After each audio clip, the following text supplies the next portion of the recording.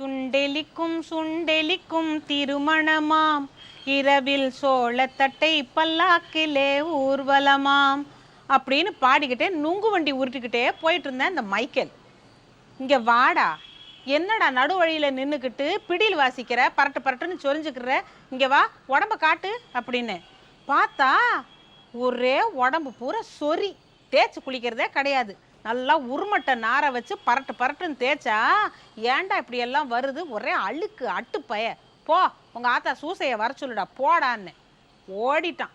கொஞ்சம் நேரத்தில் சூசை வந்தா, என்னங்க கூப்பிட்டீங்களாமில்ல, என்னடி பிள்ளைய குளிப்பாட்டுற வழக்கமே கிடையாதா, கூழானாலும் குளித்து குடின்னு சொல்லியிருக்கிறாங்க, கந்தையானாலும் கசக்கிதேன் கட்டணும், நீ என்ன பிள்ளைய குளிக்கவே விட மாட்டியா, இங்கே பாரு உடம்பு பூரா அழுக்கு ஒரே சொறி.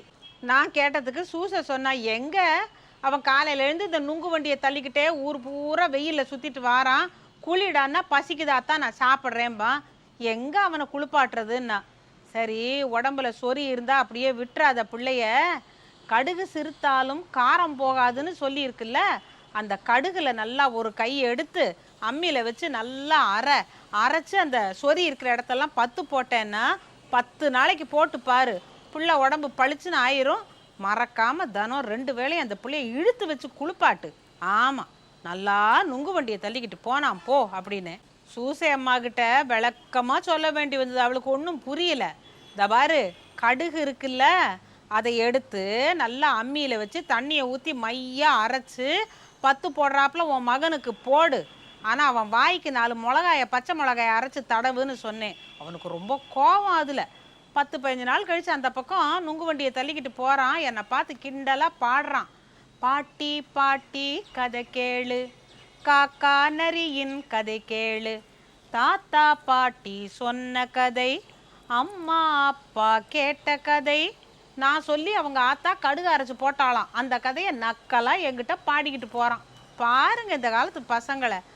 அப்புறம் அவன் ஒத்த பசங்கள்லாம் நுங்கு வண்டி தள்ளுற பசங்கள சிலதுக்கெல்லாம் சிறங்கு வேறு, அதுகளெல்லாம் கூப்பிட்டு ஒரு நாளைக்கு பார்த்தா அந்த மண்ணில் விளையாடுதுகல்ல, கை பூரா சொரியும் சிறங்கும். இந்த பிள்ளைங்களை பெத்தா மட்டும் போராதுங்க, நல்லா பார்த்து அதுகளை வளர்க்கணும். சும்மா பிள்ளைகளை பெற்று விட்டுட்டா நுங்கு வண்டி ஓட்டுங்கடான்னு ஓட்டி விட்டுட்டு இவங்கெல்லாம் உட்காந்துன்னு சீரியல் பார்க்குறது. இந்த ஆத்தாமார்களுக்கு இந்த வழக்கம் மாறணுமுங்க. பிள்ளைகளை வளர்கிற வயசில் நீங்கள் பார்த்துக்க வேண்டியது உங்கள் பொறுப்பு. இப்போ சொன்னேன்ல, சொரிக்கு நல்லா கடுகு அரைச்சி தடவணும். சிறங்கு வந்துச்சுன்னா நல்லா மஞ்சளை எடுத்து வேப்பலை கொழுந்தா எடுத்து அம்மியில் வச்சு நல்லா மையாக அரைச்சி அந்த விழுத பிள்ளைங்களுக்கு உடம்பு பூரா தடவி ஒரு 15 நிமிஷம் நிற்க வைங்க. நல்லா ஊறின பிறட்டு குளிப்பாட்டி பாருங்கள், சொறி சிறங்கு ஒன்றும் வராது. அப்புறம் பிள்ளைங்களுக்கு தான் இந்த மஞ்சளும் வேப்பலையும் இருக்குல்ல அப்படிங்கிற தைரியத்தில் ஆத்தோரம் மணல் எடுத்து அழகழகாய் வீடு கட்டி தோட்டமிட்டு செடி வளர்த்து ஜோராக குடியிருப்போம் அப்படின்னு மண்ணு வீடு கட்ட போயிடுதுங்க, பொம்மை கல்யாணம் செய்ய போயிடுதுங்க.